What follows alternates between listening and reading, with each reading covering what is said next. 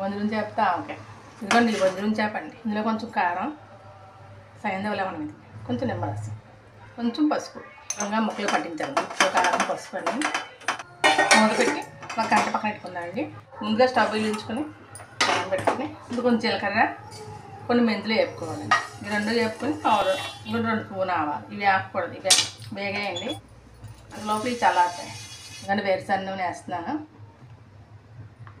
నూనె వేడెక్కిందండి. ఆల్రెడీ మనం ఇందులో ఉప్పు, నిమ్మకాయ, పసుపు, కారం వేసి కలుపుకున్నాం కదండి. ఇవి ఈ నూనెలో ఎర్రగా ఫ్రై చేసుకోవాలి.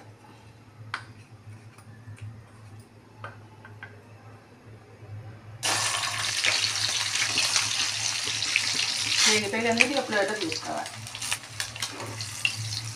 కొన్నిగా తీసుకోవాలి. స్పూన్ అల్లం వెల్లుల్లి పేస్ట్ అండి బాగా వేసుకోవాలి. ఈ అల్లం వెల్లుల్లి పేస్ట్ పచ్చివాసన పోయే వరకు వేయాలి.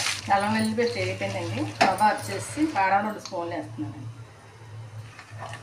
కొంచెం పసుపు, స్పూన్ గరం మసాలా, వేపలావకాయ సరిపడా ఉప్పు వేసేస్తున్నానండి. సైంధవ లవణం. చల్లారాక నిమ్మకాయ పిండుకోవాలి. చల్లారిందండి. మనం ఇంకా మిక్సీ పట్టినాం కదా, జీలకర్ర, మెంతులు, ఆవాలు ఇవి వేసుకోవాలి. ఈ పిండి ఇప్పుడు నిమ్మకాయ పిండుకోవాలి.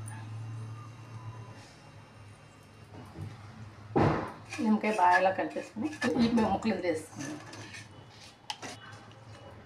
ఇప్పుడు ఉప్పు చూసుకుంటే అండి కొంచెం అన్నీ కరెక్ట్గా సరిపోయాయండి. ఒక గాజు బౌల్లో తీసుకుంటాం.